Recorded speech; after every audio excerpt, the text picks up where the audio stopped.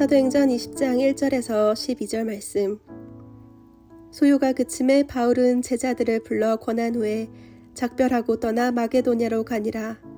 그 지방으로 다녀가며 여러 말로 제자들에게 권하고 헬라에 이르러 거기 3달 동안 있다가 배 타고 수리아로 가고자 할 그때에 유대인들이 자기를 해하려고 공모함으로 마게도냐를 거쳐 돌아가기로 작정하니 아시아까지 함께 가는 자는 베레아 사람 브로의 아들 소바더와 데살로니가 사람 아리스다고와 세군도와 더베 사람 가이오와 및 디모데와 아시아 사람 두기고와 드로비모라. 그들은 먼저 가서 드로아에서 우리를 기다리더라. 우리는 무교절 후에 빌립보에서 배로 떠나 닷새만에 드로아에 있는 그들에게 가서 이레를 머무니라. 그 주간의 첫날에 우리가 떡을 떼려 하여 모였더니 바울이 이튿날 떠나고자 하여 그들에게 강론할세 말을 밤중까지 계속하매 우리가 모인 윗다락에 등불을 많이 켰는데 유두고라 하는 청년이 창에 걸터 앉아 있다가 깊이 졸더니 바울이 강론하기를 더 오래 하매 졸음을 이기지 못하여 3층에서 떨어지거늘 일으켜보니 죽었는지라. 바울이 내려가서 그 위에 엎드려 그 몸을 안고 말하되 떠들지 말라 생명이 그에게 있다 하고 올라가 떡을 떼어 먹고 오랫동안 곧 날이 새기까지 이야기하고 떠나니라. 사람들이 살아난 청년을 데리고 가서 적지 않게 위로를 받았더라. 아멘.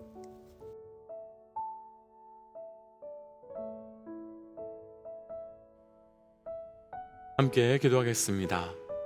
하나님, 우리의 삶이 믿음으로 살아도 쉽지 않고 어려울 때가 있습니다. 하나님, 그럼에도 불구하고 철저히 믿음으로만 살게 하시고 믿음 속에 주의 은혜를 누리는 자 되게 하여 주옵소서. 이 모든 말씀 예수님 이름으로 기도하였습니다. 아멘. 할렐루야. 우리 삶의 모든 걸음을 주의 뜻대로 인도하여 주시고 또 그 걸음마다 우리 하나님의 살아계심을 경험케 하여 주시는 우리 주, 우리 하나님의 이름을 높이 찬양합니다. 오늘 우리 함께 나눌 말씀의 제목은 믿음으로 살아도, 믿음으로 살아도 라고 하는 말씀의 제목입니다. 제가 그리 오래 살진 않았지만 우리가 이 땅을 믿음으로 산다고 하지만 아무리 믿음으로 산다 해도 살다 보면 별별 일들이 다 생기는 것 같습니다. 그런 일들 가운데 꼭 일어났으면 하는 일들도 있지만 일어나지 않았으면 하는 일들도 있고 그런 일들이 우리를 참 힘들게 하지요.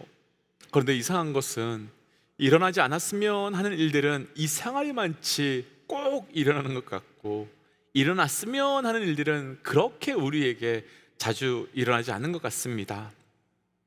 19장에서 바울은 에베소 교회 복음을 전하고 말씀의 능력을 경험했지요.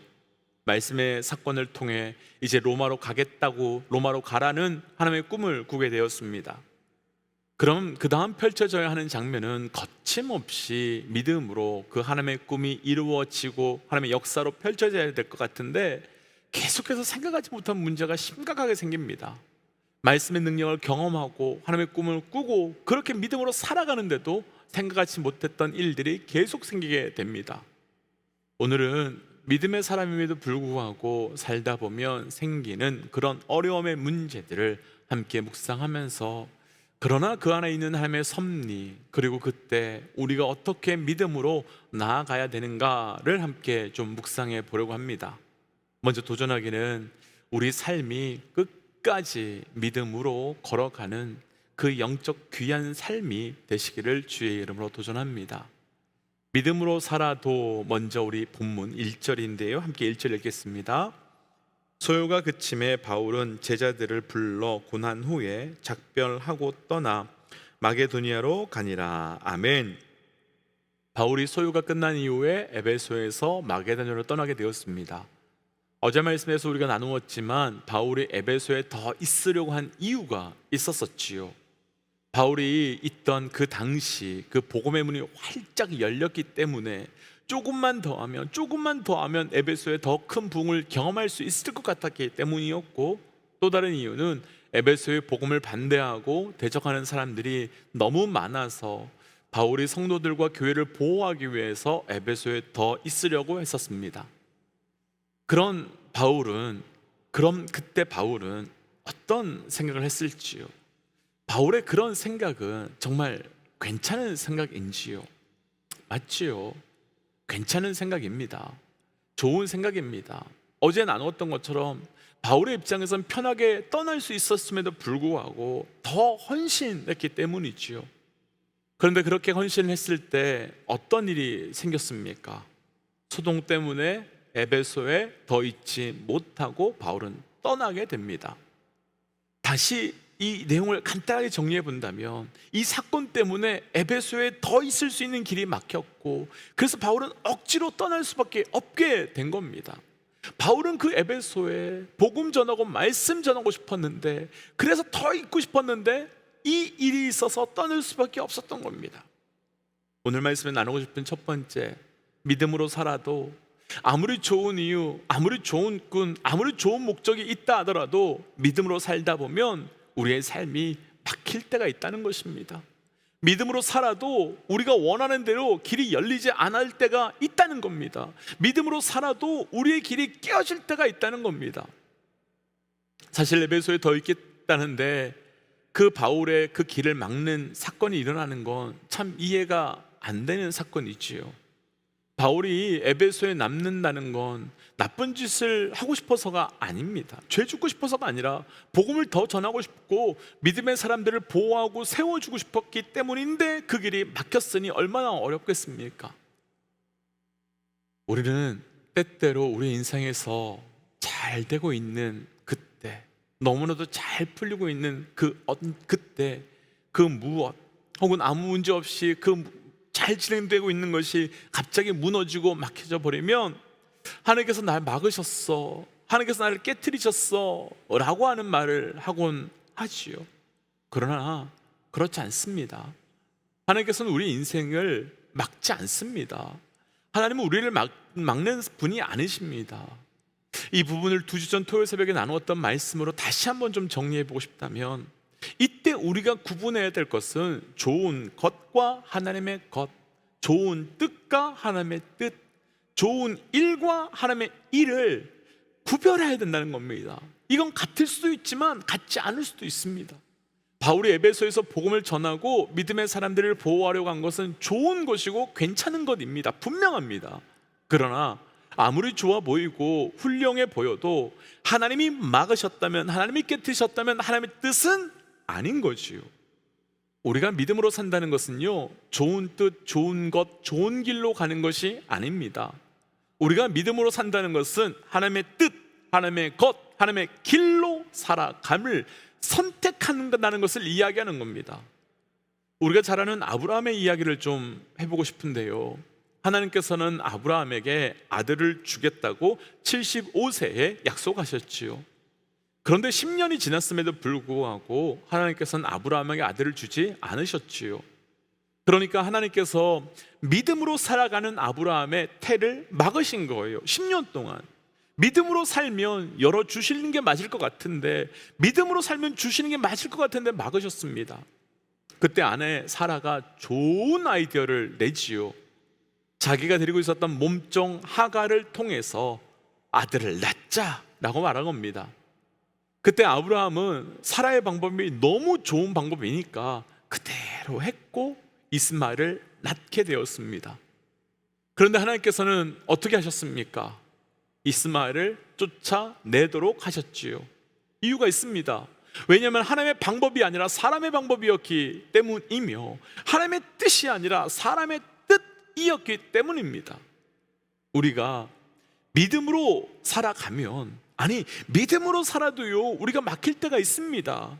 그런 그때 우리가 점검해야 하는 것은 내가 좋은 길로 가고 있는지 하나님의 길로 가고 있는지, 내가 좋은 방법을 선택했는지 하나님의 방법을 선택했는지에 대한 이 분별과 점검이 우리에게 있어야 됩니다.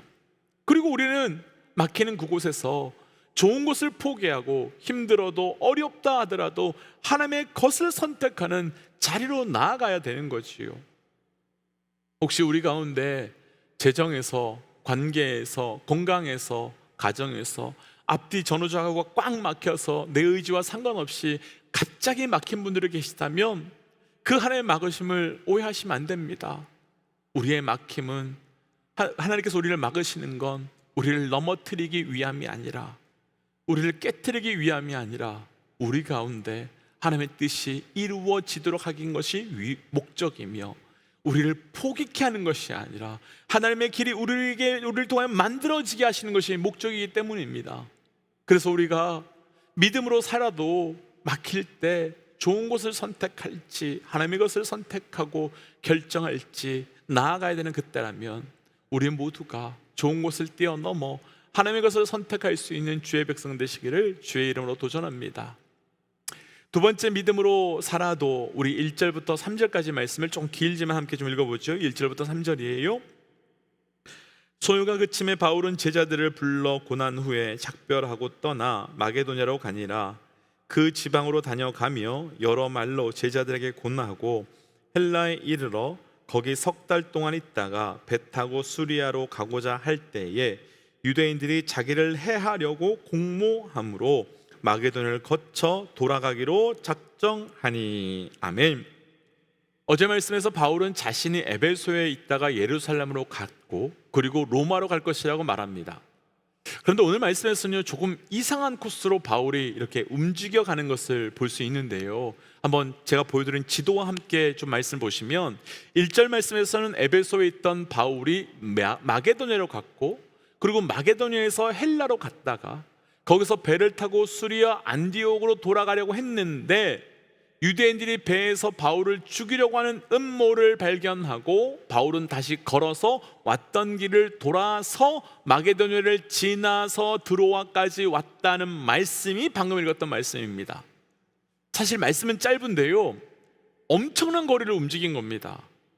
그런데 바울의 입장에서는요, 에베소에서 바로 예루살렘으로 가거나 혹은 헬라까지 갔다가 예루살렘으로 배를 타고 쉽게 가면 되는데, 이상하게 하나님께서는 바울의 일정에 대해서 이렇게 한참을 돌아가게 하시고 계시다는 걸 볼 수 있죠. 최단 거리로 가서 복음 전하고 복음을 증거하게 하신 것이 아니라 한참을 돌게 하시고 왔던 길을 돌아가게 하고 계시다는 거예요.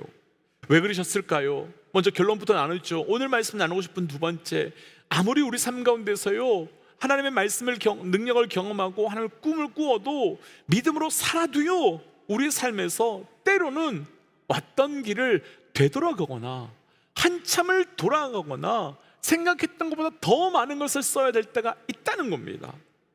축복하고 싶습니다.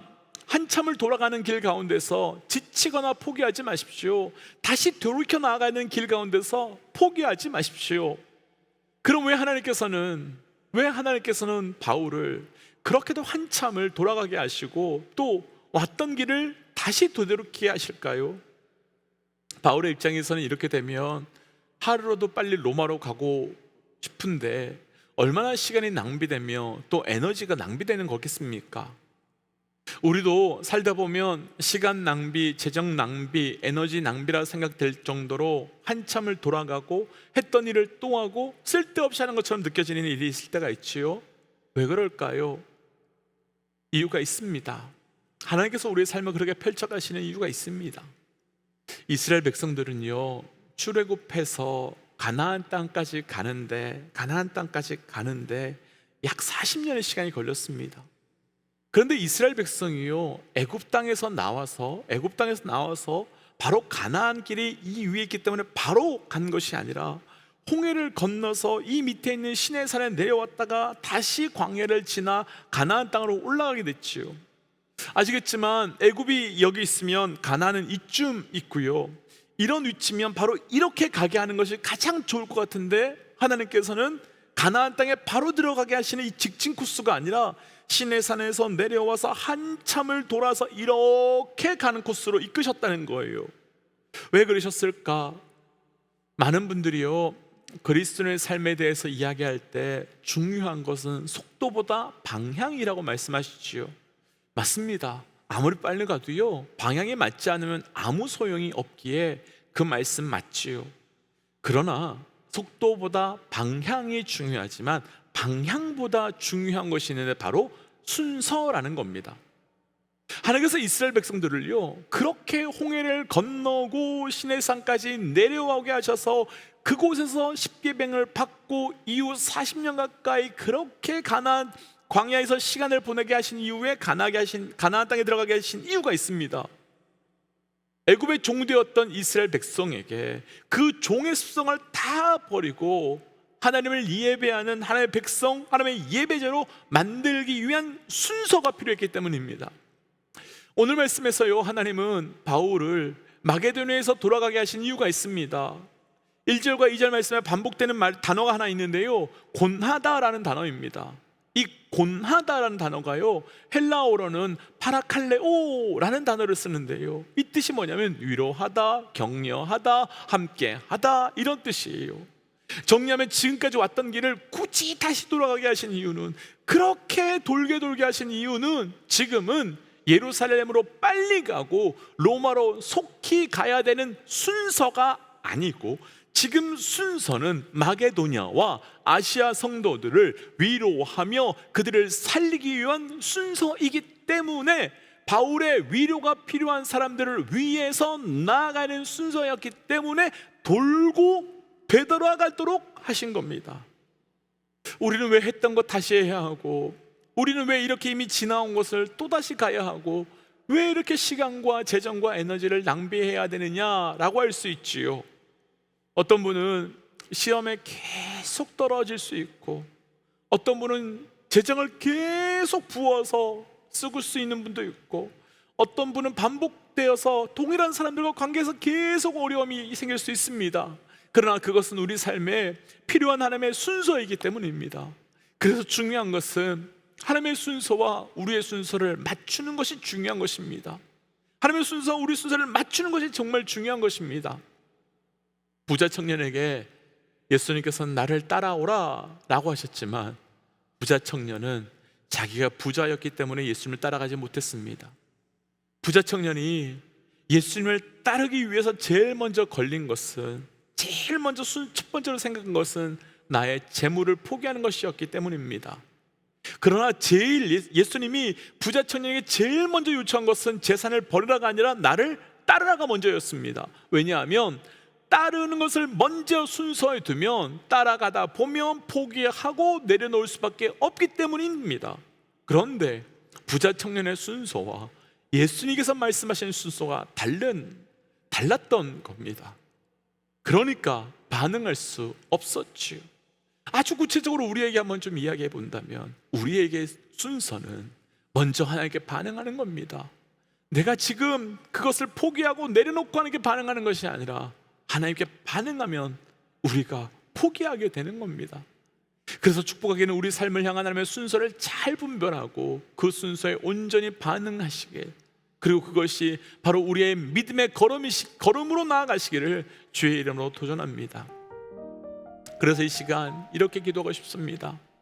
하나님, 우리 삶의 믿음으로 살아가도 우리 생각대로 되지 않을 때가 있지만, 그런 때에 믿음으로 온전히 반응하는 자 되게 하여 주시옵소서. 그래서 하나님, 그 모든 순간마다 나의 순서가 아니라 하나님의 순서를 따라 나가는 자 되게 하여 주옵소서라고 함께 시간 잠시 기도하지요. 함께 기도할까요? 하나님, 오늘 우리에게 주셨던 말씀 붙들고 기도하며 나갑니다. 아버지, 우리에게 은혜를 주시옵소서. 주의 뜻과 주의 은혜를 우리에게 더하여 주셔서 아버지, 우리가 하나님의 뜻 앞에 온전히 나아갈 수 있도록 인도하여 주시옵소서. 하나님, 나의 삶이 오직 주의 순서를 따라 나가는 자 되어 일어납니다. 주여, 우리가 하나님의 뜻 앞에 온전히 나아갈 수 있는 자 되게 하시고 그 걸음 따라 나아갈 수 있도록 동행하여 주시옵소서. 하나님, 우리의 삶이 온전히 주와 동행하며 걸어가는 자 되가길 원합니다. 때로는 믿음으로 살지만 우리의 삶이 막히고 깨어질 때가 있고, 믿음으로 살아도 돌며 왜 나의 인생은 제자리인 것처럼 보일 때도 있습니다. 하나님, 그러나 그때 오히려 주의 일하심과 주의 역사하심을 보게 하셔서 하나님, 그 순서에 주께서 주시는 정확한 메시지를 분별할 수 있도록 우리와 동행하여 주시옵소서. 이 모든 말씀 예수님 이름으로 기도하였습니다. 아멘. 사랑하는 믿음의 영적 여러분, 우리 영적 순서 정말 중요합니다. 가장 먼저는 그분께 반응하면 나머지는 따라갈 수밖에 없게 될 것입니다. 오늘 우리의 영적 우선순위를 잘 정하시는 하루 되시기를 주의 이름으로 도전합니다. 어렵게 시간 선포하고 또 기도의 자리로 들어가지요. 함께 선포하겠습니다. 하나님은 살아계십니다. 아멘. 함께 기도하겠습니다. 기도하지요.